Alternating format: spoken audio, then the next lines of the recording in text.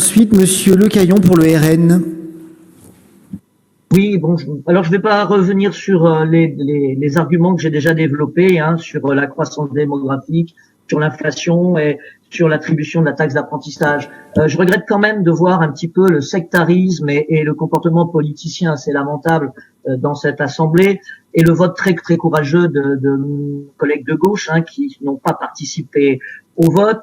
Moi, je rappelle quand même 2 ou 3 choses. Encore une fois, je vois pas le rapport entre le fonds de roulement et la dotation globale de fonctionnement. Je rappelle que vous nous dites que dans la crise du Covid, il faut désinfecter les lycées, mais aujourd'hui, les personnels de ménage, les personnels techniques qui sont dans les lycées sont des gens qui sont déjà à bout.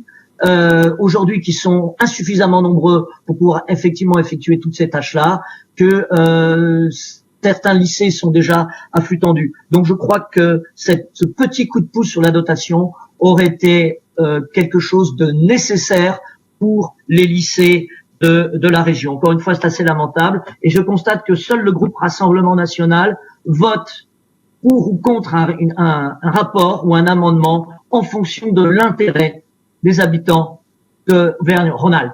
Alors qu'en face, voter toujours en fonction de l'appartenance politique. C'est lamentable. Alors, je vais demander un vote par division. Nous voterons pour les chapitres 1.2, 1.3 et 1.4, évidemment. Mais par contre, nous allons nous abstenir sur le chapitre 1.1, car nous ne porterons pas la responsabilité de cet affaiblissement de la dotation par élève sur notre région. Je vous remercie.